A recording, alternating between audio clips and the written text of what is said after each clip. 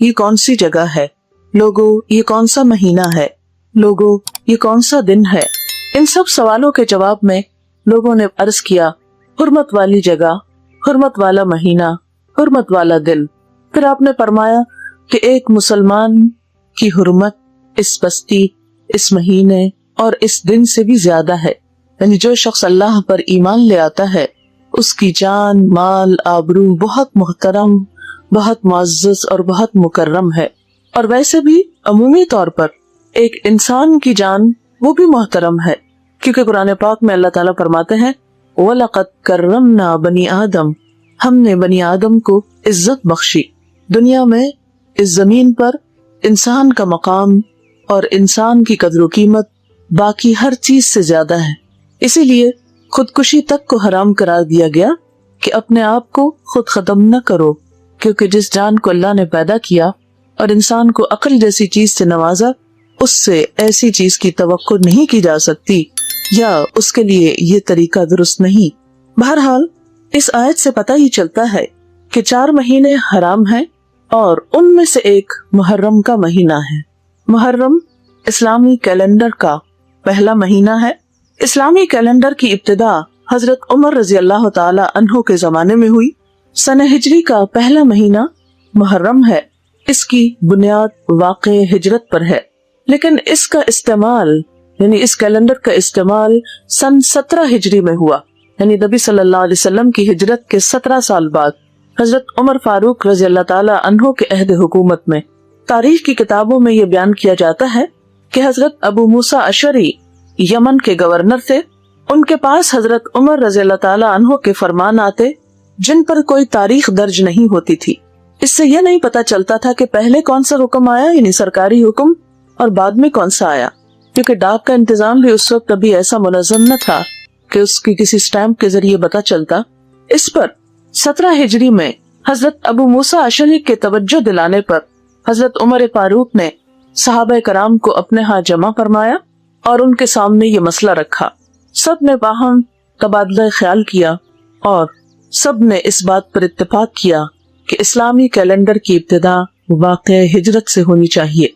और याद रखिए कि हिजरत का वाक़या माह मुहर्रम के इब्तिदा में पेश आया। 13 नबवी कहते हैं उस सन को जब नबी सल्लल्लाहु अलैहि वसल्लम को नबुव्वत मिली। 13 नबुव्वत के जुल्हज के बिल्कुल आखिर में मदीना मुनव्वरा की तरफ हिजरत का मंसूबा तय हुआ और उसके बाद जो चांद तुलू हुआ वो मुहर्रम का था। ये रिवायत फतहुल बारी जो सही बुखारी की शरह है उसमें बयान की गई है। हम देखते हैं कि दुनिया के दूसरे अदियान में या मज़ाहिब में या कल्चर्स में जो कैलेंडर इस्तेमाल होता है अमूमन उसकी बुनियाद किसी उनके बड़े लीडर के यौम विलादत या वफात वगैरह के मुताबिक होती है।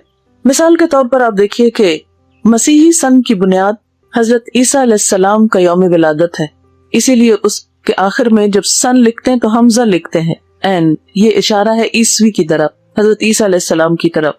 यहूदी अपना सन हजरत सुलेमान अलैहिस्सलाम की तख्त नशीनी के एक पुरशौकत वाक़े से रखते हैं। इसी तरह बकरमी सन यानी हिंदुओं का जो है ये राजा बकरमाजीत की पैदाइश की यादगार है। रूमी अपना सन सिकंदर फातिह आजम जो बहुत मशहूर बादशाह था उसकी पैदाइश से रखते हैं। इसी तरह बाकी मज़ाहिब में भी ऐसे ही कुछ वाक़यात कैलेंडर की बुनियाद बनते हैं, लेकिन इस्लाम इस लिहाज से बहुत मुमताज है कि इसके कैलेंडर का आगाज और इब्तिदा तारीख के एक अजीम शान वाक़े हिजरत से हुई। हिजरत क्या है?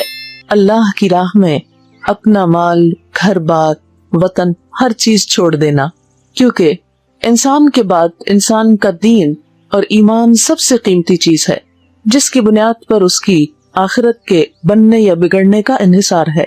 इसलिए जब हिजरत का वाक़या कैलेंडर की बुनियाद बना, और आपने देखा होगा कि जब हम इस्लामी महीना लिखते हैं तो उसके आखिर में गोल हे डालते हैं जो हिजरी की इंडिकेशन करता है, हिजरत की तरफ रहनुमाई करता है और मुसलसल मुसलमानों को याद दिलाता है कि जहाँ कहीं तुम्हारे ईमान का मसला होगा वहाँ तुम्हें अपना ईमान बचाने के लिए कुछ भी जो कुर्बान करना पड़े तो कर गुजरना।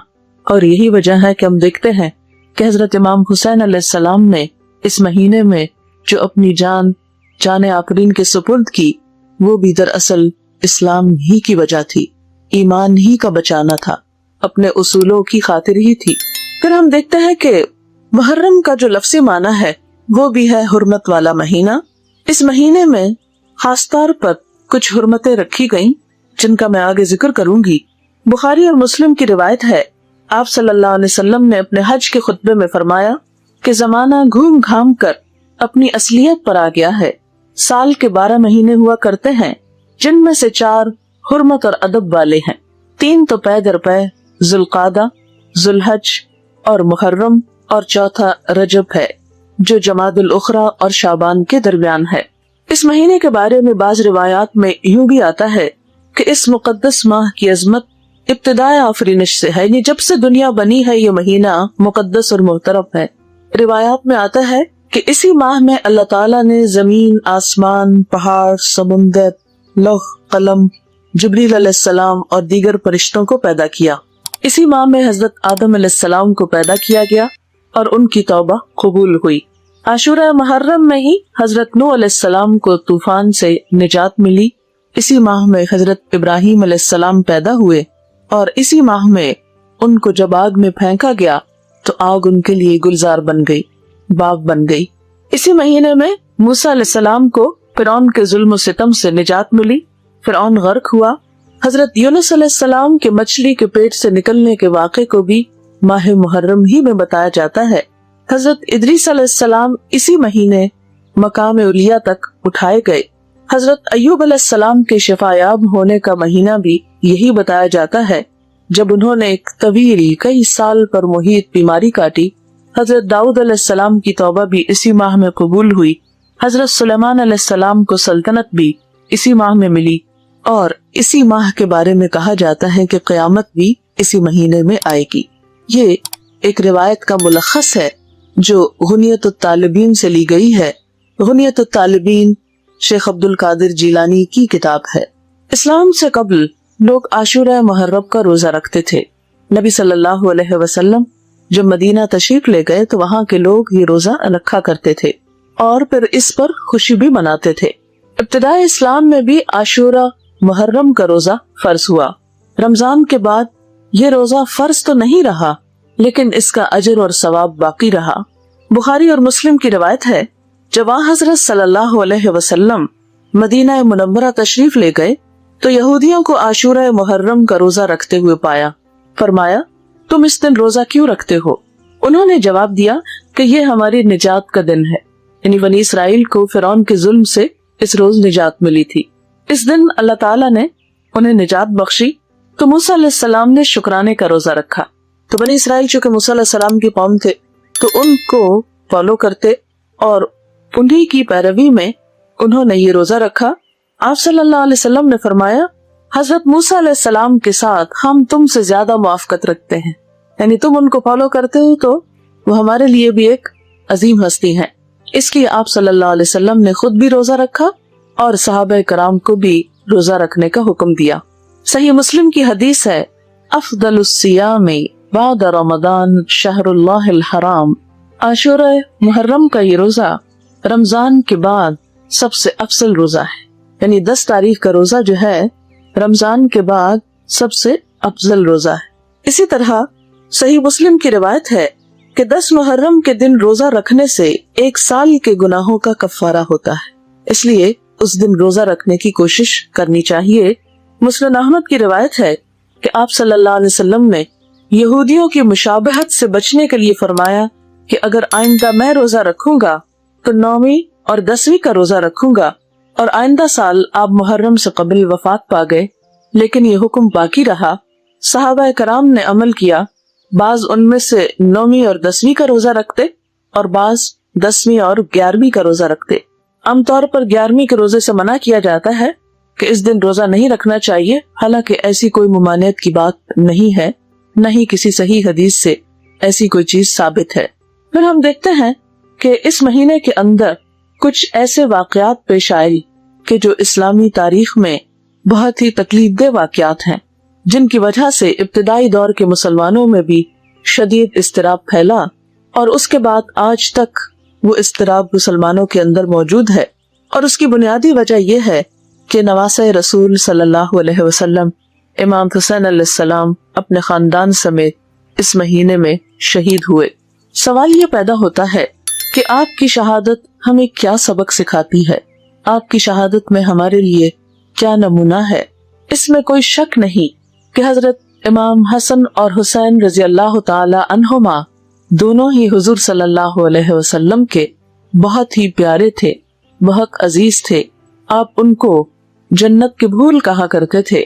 حضور صلی اللہ علیہ وسلم جب مسجد نبوی میں نماز کی امامت کرایا کرتے اور اگر کبھی ان میں سے کوئی ایک آپ کی پشت پر بیٹھ جاتا، جیسے عام طور پہ بچوں کی عادت ہوتی ہے کہ سجدے میں جاتے ہوئے وہ انجوائے کرتے ہیں پیٹھ پر بیٹھنے کو، تو آپ صلی اللہ علیہ وسلم اس وقت تک سجدے سے سر نہ اٹھاتے جب تک کہ وہ بچے خود اپنی مرضی سے اٹھ نہ جاتے، حالانکہ آپ کے پیچھے لوگوں کی ایک بڑی تعداد ہوتی جو نماز پڑھ رہی ہوتی تھی، اور وہ سب بھی آپ کے سر مبارک اٹھانے کا انتظار کیا کرتے تھے۔ اس سے پتہ چلتا ہے کہ نبی صلی اللہ علیہ وسلم کو ان سے کتنی محبت تھی۔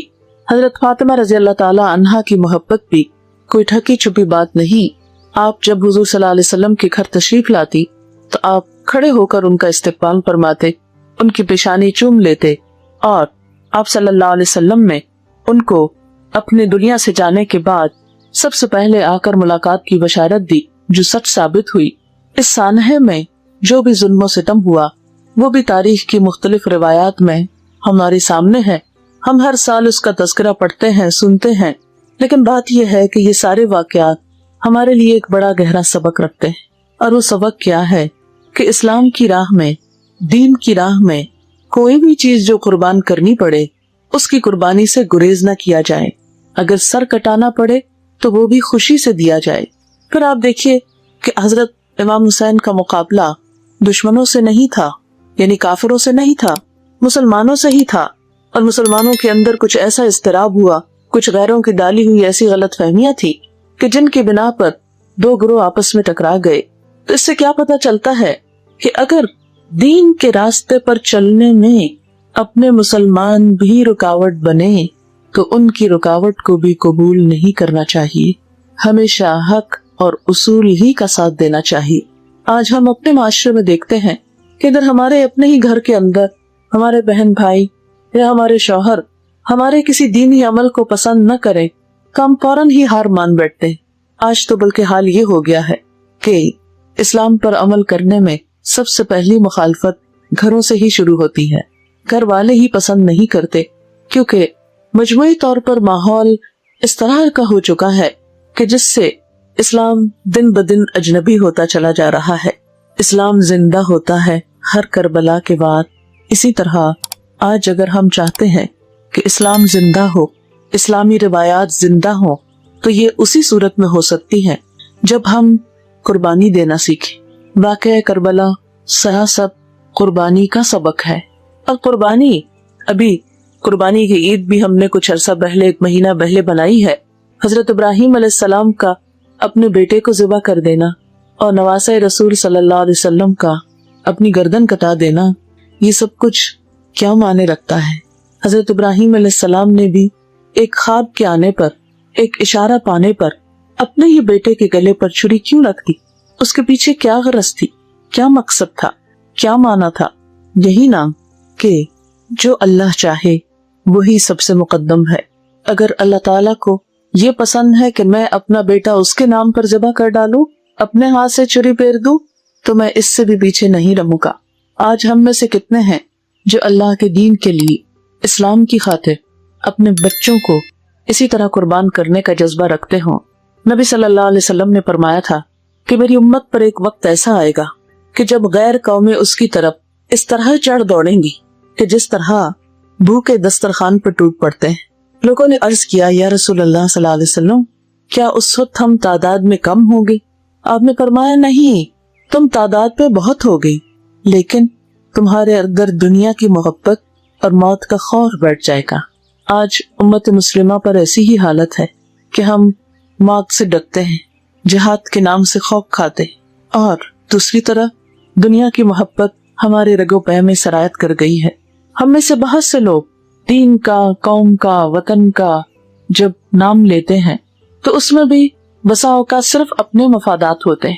ہمارے ہاں یہ روایت بہت کثرت سے عام ہوتی جا رہی ہے کہ ہم اپنے ذاتی فائدوں کی خاطر قوم کو نقصان پہنچا دیتے ہیں، جبکہ قومیں وہی ترقی پاتی ہیں جہاں فرد خود کو اجتماعیت کے فائدے پر، اکثریت کے فائدے پر قربان کرنا سیکھے۔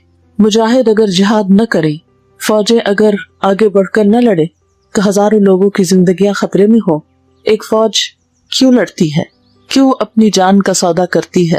اس لیے کہ وہ دوسرے ہزاروں لاکھوں لوگوں کی زندگی کو بچانے کا عزم رکھتی ہے، اپنے دین کو بچانے اور اپنے رب کا نام بلند کرنے کی نیت رکھتی ہے۔ اور اگر یہ مقاصد سامنے سے ہٹ جائیں اور انسان ایک اللہ کی راہ میں لڑنے والا، ایک فوج میں شریک ہونے والا اگر خود کو بچانے لگے اور میدان جنگ سے بھاگنے لگے اور اپنی جان کو پیارا رکھے تو پھر ہزاروں لوگوں کی جانیں نہیں بچ سکتی۔ جتنی دفعہ بھی جنگ ہوئی اور جب بھی پاک فوج نے مختلف محاذوں پر قربانیاں کی، اور خاص طور پر 65 کی وار سب کے سامنے ہے، تب دیکھیں کہ کچھ لوگوں نے اپنی جانوں کی قربانی کر کے باقی قوم کو بچایا۔ یہ جذبہ جب تک کسی قوم کے اندر زندہ ہو کہ انسان اصولوں کی خاطر، اپنے دین کی خاطر، ایمان کی خاطر بڑی سے بڑی قربانی کر سکتا ہو، تو ایسی قومیں ناقابل تسخیر ہوتی ہے۔ لیکن اگر اس کے برعکس خدا نہ خواستہ اپنی جان پیاری ہو جائے، جہاد کا جذبہ ٹھنڈا پڑنے لگے اور خود کو بچانے کے لیے قوموں کو قربان کر دیا جائے، تو ایسی قربانی انسان کی دنیا اور آخرت دونوں کے لیے نقصان دہ ہو سکتی ہے۔ محرم کا لفظ حرمت والا ہے، حرمت وادی سے نکلا ہے۔ آج آپ دیکھیے کہ اس مہینے میں ہم کون سے نیکی کے ایسے کام ہیں کہ جو کرنے کا عزم رکھتے ہوں، کتنی حرمتیں ہیں جو ہمارے معاشرے میں پامال ہو رہی ہیں، اور ہم ان حرمتوں کا لحاظ رکھتے ہوں۔ ہم سب کو اس بات پر سوچنا ہوگا، غور کرنا ہوگا۔ ہمارے معاشرے میں لوگوں کے باہمی تعلقات، ان میں جان کی حرمت، مال کی حرمت اور عزت و آبرو کی حرمت ہر مسلمان کے لیے دوسرے مسلمان پر حق ہے۔ اگر ہم ان تینوں کا باری باری جائزہ لیں اور اس حرمت والے مہینے کے اعمال میں، کیونکہ نیا سال شروع ہو رہا ہے اور نئے سال کے آغاز میں اگر انسان کچھ اچھی باتوں کا عزم اور ارادہ کرتا ہے خود کو سنوارنے کے لیے، انفرادی طور پر بھی اور اجتماعی طور پر بھی، تو یہ قدم بقدم انسان کا ترقی کی طرف بڑھتا ہے۔ اس وقت میں خاص طور پر بات کروں گی ان 3 حرمتوں کے بارے میں کہ جن کو اللہ کے رسول صلی اللہ علیہ وسلم نے ایک مومن کا جان اور مال اور عزت جو ہے وہ مکہ مکرمہ کی حرمت سے زیادہ اہم قرار دیا، اور ان کی خاطر مرنے والے کو، جان دینے والے کو شہید قرار دیا گیا۔ جو اپنی جان بچاتے ہوئے، جو اپنا مال بچاتے ہوئے، جو اپنی عزت بچاتے ہوئے قتل ہو جائے، مار دیا جائے، وہ شہادت کا رتبہ پاتا ہے۔ اس سے پتہ چلتا ہے کہ ان چیزوں کی حفاظت کتنی ضروری ہے۔ آپ دیکھیے کہ جہاں تک جان کی حرمت کا تعلق ہے، کس قدر افسوس کے ساتھ کہنا پڑتا ہے کہ ہم مسلمانوں کے اندر بہت سے قتل کے واقعات اس طرح دکھائی دیتی۔ کسی دن کا کوئی اخبار لے لیجیے، ہاں اردو کا لے لیجیے، انگریزی کا لے لیجیے، عید کے دن کا لے لیجیے، یا رمضان کے پورے مہینے کا لے لیجیے، یا محرم کا لے لیجیے، کہیں کا بھی لے لیجیے، کوئی دن ایسا نہیں پائیں گے سال کے 365 دنوں میں سے کہ جب کوئی نہ کوئی شخص بے گناہ قتل نہ ہو ہمارے ملک کے اندر۔ ہم نے یہ ملک اسلام کے نام پر لیا تھا، لیکن یہاں مسلمان کی جان ہی محفوظ نہیں۔ مسلمان کا خون اس طرح بہا دیتا ہے گویا کچھ مسئلہ ہی نہ ہو، یا کسی جانور یا کسی بکرے کو ذبح کرنا ہو، وہ بھی انسان کسی موقع اور کسی فائدے اور کسی ضرورت کے لیے کرتا ہے، لیکن انسان کو مار کر انسان کیا حاصل کرتا ہے؟ ہمیشہ کا نقصان کر دیتا ہے۔ ہمارے معاشرے میں بسا اوقات مال کی وجہ سے قتل ہوتے ہیں، بسا اوقات عزت آبرو کی وجہ سے قتل ہوتے ہیں، بسا اوقات بے وجہ قتل کر دیے جاتے ہیں کہ غصہ کسی اور پر ہے اور بم کہیں اور جا کے پھینکا، کہ جس کی وجہ سے بے گناہ معصوم شہری مارے گئے جن کا کوئی قصور نہ ہو۔ اور پھر آپ دیکھیے کہ ہم نے ہندو سے یہ ملک جو الگ لیا تھا، کس لیے؟ اس کا نام کیا رکھا؟ اسلامی جمہوریہ پاکستان۔ پھر ہمارے اعمال انسانی حرمت اور انسانی جان کی حرمت کے بارے میں اتنے غیر ذمہ دارانہ کیوں ہے؟ آخر اس کی وجہ کیا ہے؟ ہم میں سے ہر وہ شخص جو دل رکھتا ہے، جو احساس رکھتا ہے، اسے اس کے بارے میں سوچنا چاہے۔ اور اسی میں آپ دیکھیے کہ بے شمار خواتین سال کے دوران بے وجہ موت کے گھاٹ اتار دی جاتی. بہت سے چولہا پھٹنے کے واقعات آپ سنتے ہیں کہ جو دراصل چولہا نہیں پھٹا ہوتا، وہ تیل پھینک کر مار دیا جاتا ہے، جلا دیا جاتا ہے. کل پرسوں میں ایک اخبار کی کٹنگ پڑھ رہی تھی. شیخ برا کے نزدیک ایک گاؤں میں ایک 16 سالہ بچی جو اسکول کی طالبہ بھی تھی اور اس کے ساتھ حافظ قرآن بھی تھی، اپنے گھر میں تنہا تھی کہ اتنے میں کوئی گنڈا آیا اور اس نے اس کے ساتھ زیادتی کرنے کی کوشش کی. جب اس نے ریزسٹ کیا، مزاحمت کی اور اپنے آپ کو بچایا تو اس نے اس پر تیل پھینک کر اس کو جلا دیا. جلی ہوئی حالت میں ہسپتال کے اندر آہیں بھرتی رہی، دلدوز چیخیں مارتی رہی اور کسی طرح اس نے اخبار کے ایک کالم نویس کو خط لکھا اور اس میں بہت سی فریادیں کہ جنہیں پڑھ کر آنسو کنٹرول نہیں کر سکتا انسان. اور اس نے مجرم کا نام بھی لکھا اس بچی نے کیونکہ وہ اس کو پہچانتی تھی.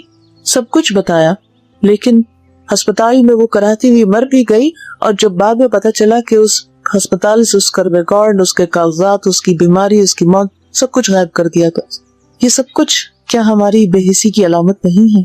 انسان تو جانوروں سے بھی گر گیا کہ جب وہ اس قسم کی حرکات کرتا ہے.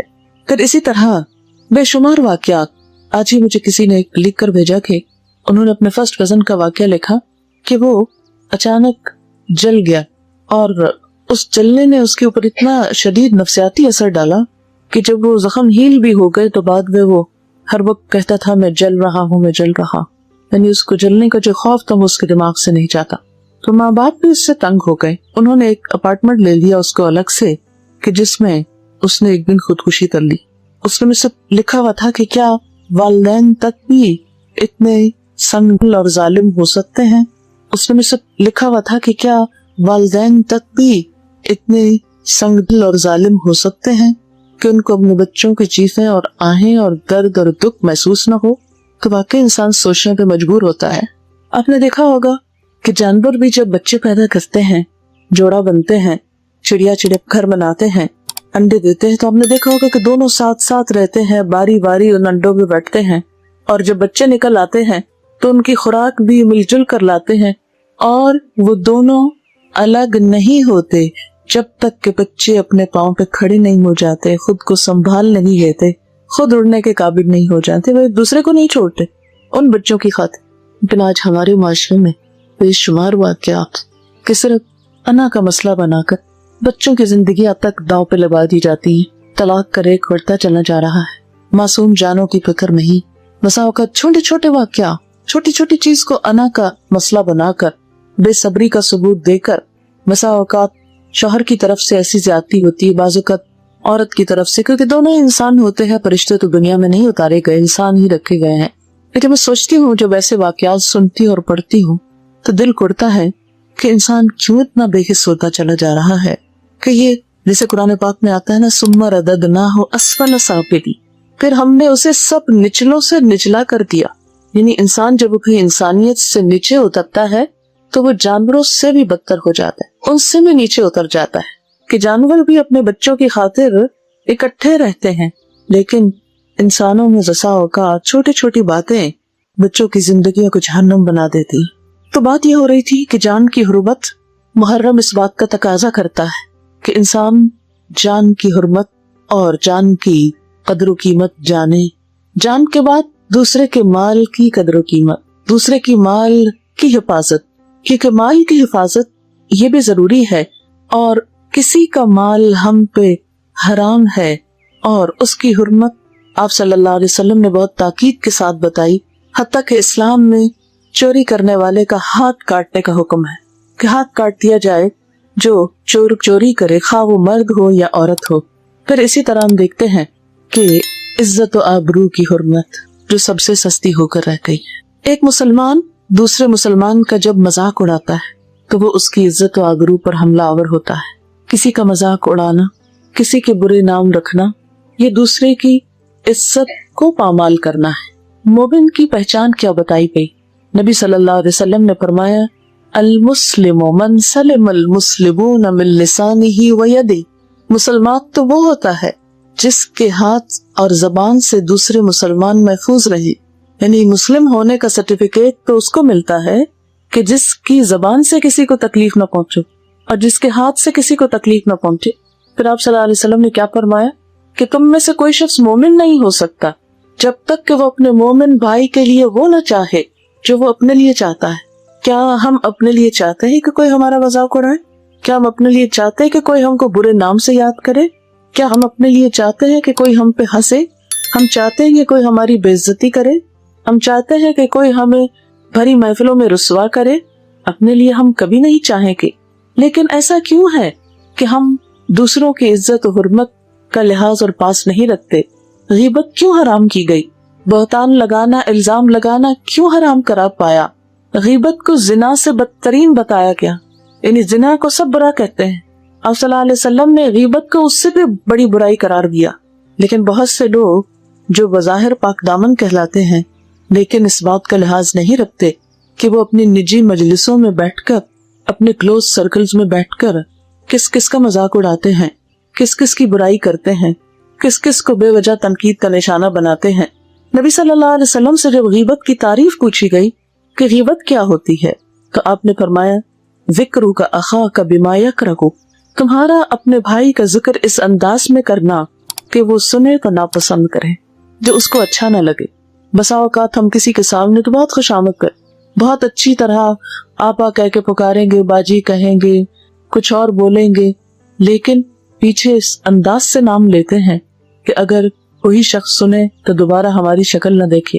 بعض اوقات ایک مجلس میں کچھ لوگ بیٹھے ہوتے ہیں، بہت اچھی طرح ایک دوسرے سے بات کرتے ہیں، بظاہر بہت کائنڈ اور بہت کیئرنگ نظر آتے ہیں، لیکن جو ہی ان میں سے ایک اٹھتا ہے تو سارے ہاتھ دھو کے اس کے پیچھے پڑ جاتے اور ہر قسم کی برائیاں اس میں سے چن کر اس کو بدنام کرنے کی کوشش کرتے ہیں. تو کوئی بھی ایسی چیز کہ جو کسی کی ذات کے بارے میں، کسی کی شکل و صورت کے بارے میں، کسی کے جسمانی سائز کے بارے میں، کسی کے حال حلیے اور لباس کے بارے میں ناگوار انداز میں کی جائے، یہ سب کچھ غیبت میں شمار ہوتا ہے اور اس کو حرام قرار دیا گیا ہے. ایک شخص نے آپ صلی اللہ علیہ وسلم سے پوچھا کہ اگر وہ بات اس شخص کے اندر ہو، یعنی میں سچ کہہ رہا ہوں کہ وہ شخص ہے ہی ایسا، یعنی ایک عیب اگر کسی کے اندر ہے تو یہ بھی برائی ہوگی. آپ نے فرمایا کہ ہاں یہی تو غیبت ہے، اور اگر وہ نہیں تو تم اس پر بہتان لگا رہے ہو، جو اس سے بھی زیادہ شدید بات ہے. بہتان لگانے سے انسان کی زندگی بھر کی نیکیاں برباد ہو سکتی ہیں. نبی صلی اللہ علیہ وسلم نے فرمایا کسی شخص کے جھوٹا ہونے کے لیے اتنا ہی کافی ہے کہ وہ ہر سنی سنائی بات کو آگے بیان کر دے. اگر کسی کے بارے میں کوئی بات سنی ہے تو بغیر تحقیق کے آگے کرنی شروع کر دے اور اس کو اس طرح بیان کرے گویا کہ وہ واقعہ بالکل سچ ہے. پھر اسی طرح قرآن پاک میں ہمیں یہ تعلیم دی گئی کہ یا ایھا الذین آمنوا اذا جاءکم فاسق بنبأ فتبینوا ان تصیبوا قوما بجہالۃ فتصبحوا علی ما فعلتم نادمین. اے لوگو جو ایمان لائے ہو، جب کوئی فاسق تمہارے پاس کوئی خبر لے کر آئے تو اس کی تحقیق کر لیا کرو، کہیں ایسا نہ ہو کہ لا علمی میں تم کسی قوم پر جا پڑو، حملہ آور ہو جاؤ، پھر اپنے کیے پہ تم پشیمان ہو. یعنی کوئی ایسی بات اس وقت تک زبان سے نہیں نکالنی چاہیے، کسی کے خلاف ایسی کوئی کارروائی نہیں کرنی چاہیے کہ جب تک انسان اس کی تحقیق نہ کر لے، اور خاص طور پر ایسی بات کہ جس سے کسی پر الزام آ رہا ہو. مثلا آپ کے پاس کوئی شخص آیا، اس نے کسی کے بارے میں کوئی ناروا بات کی. مثلا ناروا باتوں میں کیا، تم جانتے ہو بلا شخص اتنا بڑا غلط کر گیا. کہتے اچھا کر گیا، کوئی تحقیق نہیں کرتے، کچھ نہیں پوچھتے. اب کیا کرتے ہیں، کسی اور کو ٹیلی فون کھٹکا دیتے تو پتہ فلاں شخص نے ایسا غبن کر لی، اور وہاں سے ایک تیسرے تک بات پہنچ جاتی اور حقیقت اس کی کچھ بھی نہیں ہوتی. ایسی باتوں میں عموماً لوگ بہت دلچسپیاں بھی لیتے اور بہت شوق سے سنتے ہیں اور بہت شوق سے سناتے ہیں، لیکن یہ نہیں جانتے کہ ایسی باتیں انسان کے اعمال کو ضائع کرنے والی، اور جس کے اوپر الزام تراشی ہو رہی ہے اتنی ساری نیکیاں اس تک منتقل کرانے کی کوشش. اسی لیے کسی نے کہا تھا کہ اگر کبھی غیبت کرو تو اپنی ماں ہی کی کرنا، کیونکہ تمہاری نیکیوں کی سب سے زیادہ وہ محتاج ہے. غیبت کرنے سے انسان کی اپنی نیکیاں اس شخص کو مل جاتی ہیں جس کی انسان غیبت کرتا ہے، پیٹھ پیچھے جس کی برائی کرتا ہے، بیک بائٹنگ کرتا ہے. آپ دیکھیں انگریزی لفظ بیک بائٹنگ، پیچھے سے کاٹنا. اور اللہ تعالیٰ نے قرآن پاک میں اس کو فرمایا کہ اَيُحِبُّ أَحَدُكُمْ أَن يَأْكُلَ لَحْمَ أَخِيهِ مَيْتًا فَكَرِهْتُمُوهُ. کیا تم میں سے کوئی پسند کرتا ہے کہ اپنے مردہ بھائی کا گوشت کھائے؟ تم اس کو ناپسند کرو گے۔ بھائی مر جائے تو ہاتھ لگاتے ہوئے ڈر لگتا ہے کہ کہیں دکھ نہ جائے، کہا یہ کہ انسان اس کو چھری کانٹوں سے اس کا گوشت کھانے لگے۔ مردے کو تو ہاتھ لگانا دبر ہوتا ہے، کھانا کتنا ناگوار عمل، لیکن کسی کی غیر موجودگی میں اس کی برائیاں کرنا بھی ایسا ہی ہے، گویا اسے چھریوں سے کاٹنا اور کاٹ کھانا یا بمبوڑنا۔ کسی کی عزت پر ہاتھ ڈالنا ایسا ہی ہے، گویا اس کو کاٹ کھانا۔ یہ ایک عمل کسی لاش کو کھانے کا کون کرتا ہے؟ عموماً وحشی جانور کرتے ہیں، مثلا کتے کرتے ہیں۔ اسی لیے ایک حدیث میں آتا ہے کہ قیامت کے دن دوسروں کی برائیاں کرنے والے، تانے دینے والے، عیب جوئی کرنے والے قیامت کے روز کتوں کی شکل میں اٹھائے جائیں گے، یعنی ہوں گے انسان لیکن ان کی شکلیں کتوں جیسی بن جائیں گی۔ کیوں؟ اس لیے کہ کتے یہ کام کرتے ہیں نا، کوئی مردار دیکھا تو اس کو کھانے لگ گئے، یہ نہ دیکھا کہ کس کا ہے۔ لیکن انسان جب اپنے ہی بہن بھائیوں، اپنے ہی رشتہ داروں، اپنے ہی دوستوں، اپنے ہی مسلمانوں کی برائیاں کرنے لگتا ہے تو یہ کس قدر ناگوار، ناپسندیدہ اور اللہ تعالیٰ کے ہاں ایک ایسا فعل ہے کہ جسے کسی قیمت پر بھی برداشت نہیں کیا جا سکتا۔ محرم حرام کیا گیا، لفظی معنی ہے محرم حرام کیا گیا، یعنی کیا حرام کیا گیا کہ اس مہینے کے اندر گناہوں کو اپنے اوپر حرام سمجھو، یعنی سائی کا آغاز ہو رہا ہے تو نئی منصوبہ بندی کرتا ہے انسان، نئی پلاننگ کرتا ہے۔ ہمارے یہاں تو چونکہ کیلنڈر استعمال نہیں ہوتا، ہم نے دیکھا کہ جنوری میں جیسے نئی ڈائریز آتی، نئی پلاننگ آتی، نئے سال کی منصوبہ بندی ہوتی، یا فائنینشیل ایئر جو ہمارا جولائی سے شروع ہوتا ہے تو اس میں وائنڈ اپ کرتے ہیں جون کے اینڈ میں، پھر جولائی سے نئے پلاننگ ہوتی ہے، نئے سال کا بجٹ بنتا ہے۔ بالکل اسی طرح محرم نئے سال کی نیکیوں میں پلاننگ کا مہینہ ہے کہ مجھے حرام کرنا ہے اپنے اوپر ان سب چیزوں کو جنہیں اللہ نے میرے اوپر حرام کر دیا ہے۔ محرم کا اصل پیغام یہ ہے، صرف اتنا کافی نہیں کہ اسلام کی راہ میں جان دینے والے شہیدوں کے اوپر ہم صرف غم کا اظہار کریں، اس لیے کہ وہ تو اپنے عظیم الشان منزلوں اور مقاصد اور مقامات تک پہنچ گئے، انہوں نے اپنی زندگی کو ایک بہترین کاز میں استعمال کیا، وہ اپنے عمل سے ہمارے لیے ایک نمونہ چھوڑ گئے کہ تم بھی اپنے رب کو راضی کرنے کے لیے، اپنے رب کو خوش کرنے کے لیے وہ کام کرنا کہ جس میں خواہ تمہاری جان کا ہی نقصان کیوں نہ ہو جائے۔ لیکن ہم اپنی زبان کو کنٹرول نہیں کر سکتے، ہم اپنے دل میں دوسروں کے بارے میں بدگمانی اور برے خیال لانے کو کنٹرول نہیں کر سکتے، تو جو شخص اپنے نفس کو کنٹرول نہیں کر سکتا وہ جان کہاں دے سکتا ہے۔ محرم حرام کیا گیا، حرمت والا، ہمیں ان حرمتوں کا لحاظ اور پاس کرنا ہے جو اللہ تعالیٰ نے ہمارے لیے مقرر کی ہے، ان کاموں کو اختیار کرنا ہے جن کو اللہ تعالیٰ نے ہمارے لیے پسند کیا۔ چغلی جو دوسروں کو لڑانے کے لیے، فساد ڈالنے کے لیے، تعلقات کو بگاڑنے کے لیے، یہ بھی حرام کردہ چیزوں میں سے ایک چیز ہے۔ تو گویا کس کس چیز کو ہم نے اپنے اوپر حرام کرنا ہے، اور آج کی اس مجلس میں بھی اگر ہم اپنے گھر چھوڑ کر یہاں پر آ کر بیٹھے ہیں تو یہ بھی ایک رسم نہ ہو، ایک روایت نہ ہو، اور محض ایک یادگار نہ ہو کہ ہم نے محرم کے مہینے میں ایک مجلس قائم کی، یہ بھی دراصل اس نیت کے ساتھ ہونی چاہیے کہ ہم یہاں سے اٹھیں تو اپنے لیے کوئی نہ کوئی عمل کی بات ضرور لے کر اٹھیں، اور اس میں اگر آج ہم یہی عہد کر لیں کہ میں آج سے ان سب کو معاف کرتی ہوں جنہوں نے میرے ساتھ کوئی زیادتی کی ہو۔ ایک بزرگ تھے، ان کے پاس صدقہ کرنے کو کچھ اور نہیں تھا، انہوں نے کہا تصدقت بعرضی، میں اپنی عرض، اپنی عزت کو صدقہ کرتا کہ آج تک اگر کسی نے میرا کوئی دل دکھایا، میرے خلاف کوئی بات کی، مجھے ستایا، میں ان سب کو معاف کر کے وہ صدقہ کرتا، یعنی اپنا بدلہ نہیں لیتا، بدلہ نہ لینے کا صدقہ کرتا۔ ہم بھی عہد کریں کہ اگر کسی نے ہمارے ساتھ زیادتی کی کبھی تو ہم بھی تو کسی کے ساتھ زیادتی کرنے والے ہو سکتے ہیں۔ یہ نہیں ہے کہ ہم معصوم فرشتے ہیں کہ ہم سے کبھی کسی کے ساتھ کوئی ناروا بات نہ ہوئی ہو۔ اگر کسی نے ہمارے ساتھ کوئی ایسی چیز کی جو ہم کو ناگوار گزری تو ہم نے بھی زندگی میں کئی ایسی باتیں کہی ہوگی، ہماری زبان سے بھی کسی کے لیے دل آزاری کے لفظ نکلے ہوں گے، تو کیا ہم اپنے لیے نہیں چاہتے کہ اللہ ہم کو معاف کر دے؟ قرآن پاک میں اللہ تعالیٰ فرماتے ہیں الا تحبون ان یغفر اللہ لکم، کیا تم پسند نہیں کرتے کہ اللہ تم کو معاف کر دے؟ اگر تم پسند کرتے ہو کہ اللہ تم کو معاف کر دے تو تم دوسروں کو معاف کرنا سیکھو۔ نمبر 1 یہ کہ ہم اپنے دلوں کو دوسروں کے خلاف بدگمانیوں، نفرتوں اور ان چیزوں سے نکالیں اس لیے کہ جب ہم کسی سے نفرت کرتے ہیں تو اس کا تو کچھ نہیں بگڑتا، کیونکہ ہر نفع نقصان اللہ کے ہاتھ، مگر ہم کم از کم اپنے آپ کو ضرور نقصان دیتے ہیں۔ کس طرح؟ اپنا دل کالا کر کے، میلا کر کے، یعنی اگر کوئی میلی چیز ہمارے ہاتھ میں ہے اور دراصل ہم کسی کے لیے لے جا رہے ہیں تو اس سے پہلے کہ وہ کسی تک پہنچے وہ خود ہمارے اپنے ہاتھ میں ہوتی ہے۔ اس لیے اپنے دل کو چمکانے کے لیے، اپنے بھلے اور اپنے فائدے کے لیے ہم اپنے دل سے کھرچ کر نکال دیں ان باتوں کو جو کسی کے لیے بھی ہمارے اندر کوئی نیگیٹو تھنکنگ کے طور پر ہے، دلوں کو بڑا کر لیں، اس لیے کہ جنت کی وسعتیں زمین و آسمان کے برابر ہیں۔ اس کے باسی وہی ہو سکتے ہیں جن کے دل بڑے ہوں۔ وہاں ان وسیع جنتوں کا مالک بننے کے لیے بڑے دل والا ہونا ضروری ہے، اور جو بھی بڑا دل رکھے گا وہ معاف آسانی سے کر سکتا ہے، اس کے لیے معاف کرنا کسی کو مشکل کام نہیں۔ اور جب ہمارا دل دوسروں کے لیے اچھا ہو جائے گا، گمان اچھا ہو جائے گا، تو باقی قباحتوں سے ہم خود بچ جائیں گے۔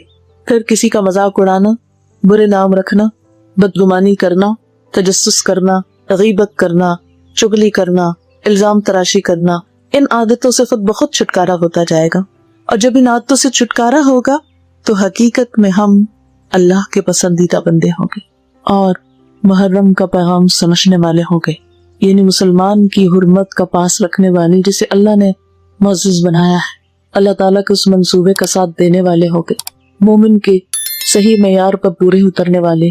اور جب تک ان صفات کی نفی ہمارے اندر سے نہیں ہوتی تو دراصل ہم اپنا ہی نقصان کرتے ہیں۔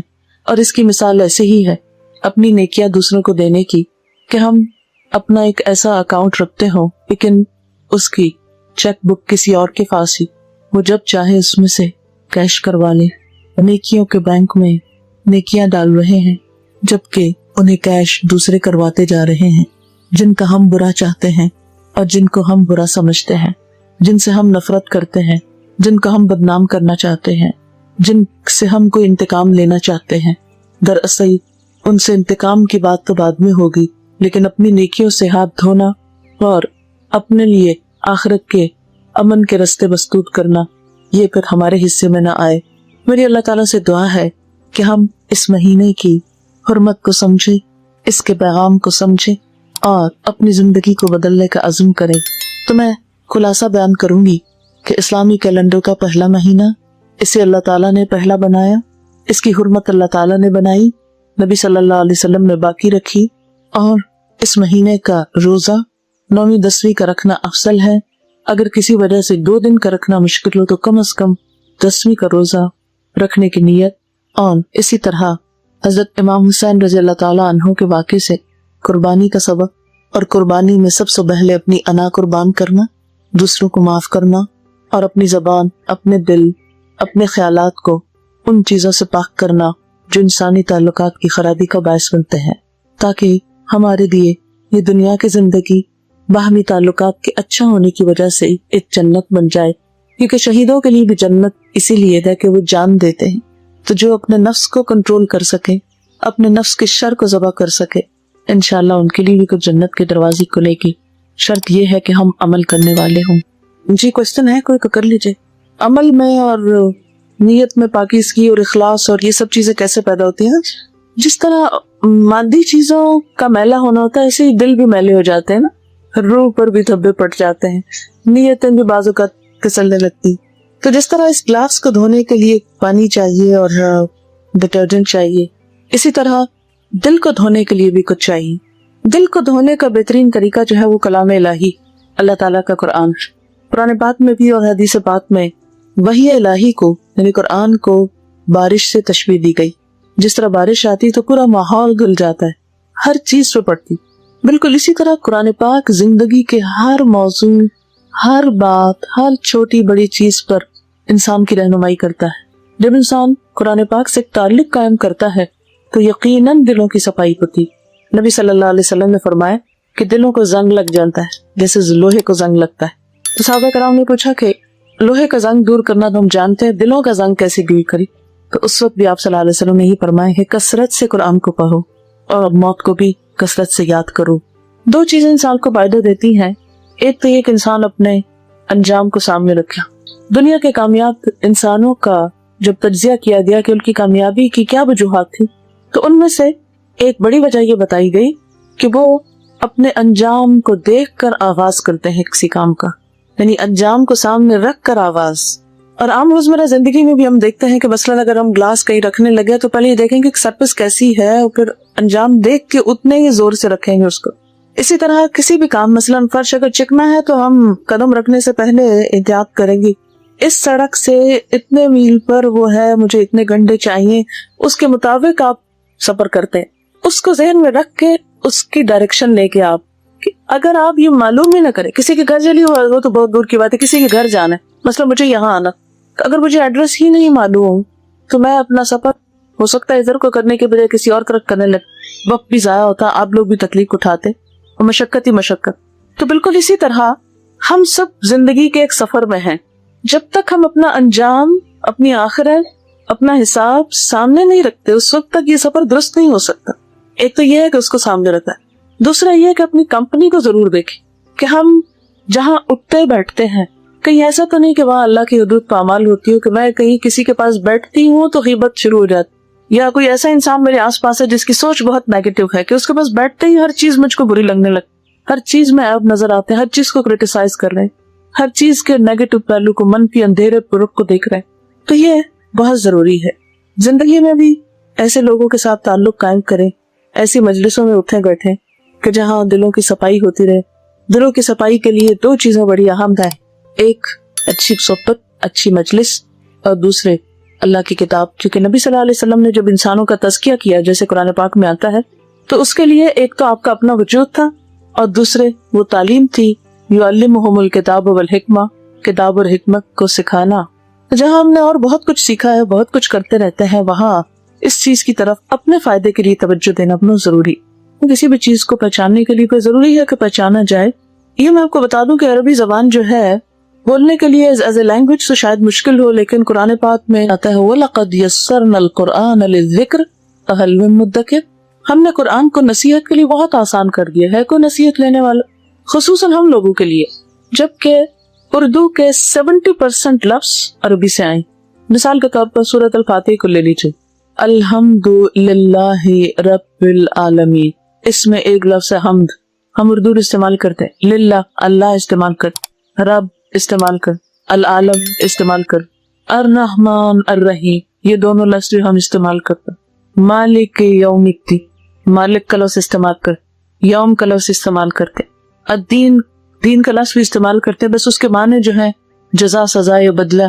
دین کا لفظ 2-3 معنوں میں استعمال ہوتا ہے جس میں سے ایک معنی ہے. پھر ایاک نعبد، ایاک ذرا سا نیا لفظ ہے، نعبد میں عبد عبادت استعمال کرتے. ایاک نستعین، نستعین جو ہے بظاہر ذرا سا مشکل لفظ لگ رہا لیکن استعانت مدد کے معنوں میں اردو میں استعمال ہوتا ہے. اہدنا ہدایت سے، ہدایت اردو میں استعمال ہوتا ہے. صراط المستقیم، صراط مستقیم ہم کتنی دفعہ سنتے ہیں، ہاں، صراط الذین، صراط راستے کو کہتے ہیں. الذین جو ہے یہ ذرا سا نیا لفظ ہے لیکن اتنی دفعہ قرآن میں آتا ہے کہ آپ بہت جلدی یوز ہو جاتے. انعمت، انعام، انعام بھی اردو میں استعمال ہوتا ہے. علیہم ذرا سا نیا ہے لیکن وہ بھی محاورے میں آتا ہے. غیر کا لفظ بھی آتا ہے، غیر المغضوب، مغضوب غضب سے، غضب بھی استعمال ہوتا ہے. ولضالین، دلال بھی استعمال ہوتا ہے. ہاں، تو آپ دیکھیں گے کہ اگر آپ تھوڑا سا بھی اس پہ کوشش اور محنت کریں تو یہ میرے کئی سالہ تجربے سے میں نے یہ بات دیکھی ہے کہ قرآن دنیا کی آسان ترین کتاب ہے جس کو ہم ذرا سی کوشش اور غور سے اگر ریلیٹ کرے اپنی لینگویج کے ساتھ بہت جلد پتہ چل جاتا ہے کس لفظ کا کتنا. اور دوسری بات یہ ہے کہ نعوذ باللہ ترجمے کرنے والوں نے آخر خدا کو جان دینی ہے. ایسی بات نہیں ہے کہ وہ انہوں نے کوئی منمانی باتیں لکھی ہوئی ہیں. اکا دکا کہیں کوئی انسانی غلطی کوتاہی اگر کسی سے ہوئی بھی تو دوسروں نے اس کی اصلاح کی، چھوڑا نہیں کسی نے. قرآن پاک میں لکھا ہوا ہے لا یأتیہ الباطل من بین یدیہ ولا من خلفہ، کہ باطل اس کتاب کے نہ آگے سے آ سکتا نہ پیچھے سے آ سکتا، اس میں مداخلت نہیں کر سکتا، اس میں تحریک نہیں ہو سکتی، اس کو کوئی مستقل طور میں نہیں بدل سکتا. ابھی میں نے کہا نا کہ انجام کو دیکھ کے آغاز کریں. تو 10 سال بعد اگر ایک چیز آپ کی ضرورت پیش آنے والی ہے اور آج سے آپ اس کی تیاری کر رہے ہیں تو اس کو کوئی برائی نہیں ہے. لیکن اگر کسی شخص سے بس ہے ہی نہیں تو وہ روئے نہیں، مایوس نہیں، وہ ہر نیا دن ایک نئی زندگی لاتا ہے. اسے اپنے دل کو ٹھارس دینی چاہیے کہ اللہ تعالیٰ اس کے لیے سبب پیدا کرے گا. یعنی کبھی بھی انسان نیگیٹو سائڈ پہ نہ سوچے، لیکن اس کا یہ مطلب نہیں کہ جس کے پاس ہے وہ صرف اس کی آج گنوا دے کہ کل پھر کل کو دیکھیں گے. ضائع کرنا نہیں، کوشش کرنی چاہیے، پلاننگ سے منع نہیں کیا گیا۔ وآخر دعوانا ان الحمد للہ رب العالمین، سبحان اللہ والحمد للہ ولا الہ الا اللہ واللہ اکبر ولا حول ولا قوة الا باللہ العلی العظیم۔ اللہم صل علی محمد وعلی آل محمد کما صلیت علی ابراہیم وعلی آل ابراہیم انک حمید مجید۔ اللہم بارک علی محمد وعلی آل محمد کما بارکت علی ابراہیم وعلی آل ابراہیم انک حمید مجید۔ ربنا آتنا فی الدنیا حسنۃ وفی الآخرۃ حسنۃ وقنا عذاب النار۔ ربنا لا تزغ قلوبنا بعد إذ هديتنا وهب لنا من لدنك رحمة إنك أنت الوهاب۔ ربنا هب لنا من أزواجنا وذرياتنا قرة أعين واجعلنا للمتقين إماما۔ یا اللہ پاک، جو کچھ ہم نے پڑھا ہے اس میں جو بات آپ کی مرضی کے مطابق ہو، ہمیں اس پر عمل کی توفیق عطا فرما، اس کو اپنی رحمت سے قبول فرما، اور اگر کوئی بات نادانستگی میں آپ کی مرضی کے خلاف ہوئی ہو تو ہم سب کو بخش دے اور اس رستے کی ہدایت دے جو تیرا پسندیدہ ہو۔ یا اللہ، ہمیں زندگی کے اس امتحان میں کامیاب فرمانا، ہمیں اپنی کتاب اور اپنے حبیب محمد صلی اللہ علیہ وسلم کی زندگی سے بہترین رہنمائی نصیب فرما، ہمارے دلوں میں اپنی محبت پیدا کر دے، ایمان کو ہمارے دلوں میں عزیز ترین بنا دے، ہمیں ایمان کا لطف نصیب فرما۔ یا اللہ، تو مسلمانوں کے باہم تعلقات کو درست فرما۔ یا اللہ، مذہب کے نام پر جو نفرتیں عام ہو گئی، یا اللہ ان کو دور فرما۔ یا رب العالمین، تو سب کلمہ گو مسلمانوں کو باہم ایک دوسرے کے احترام کی توفیق عطا فرما۔ یا اللہ، ایک دوسرے کے عزت اور ایک دوسرے کی قدر و قیمت کو پہچاننے کی توفیق دے۔ یا رب العالمین، تو ہمیں اپنے مقرب بندوں میں فرما۔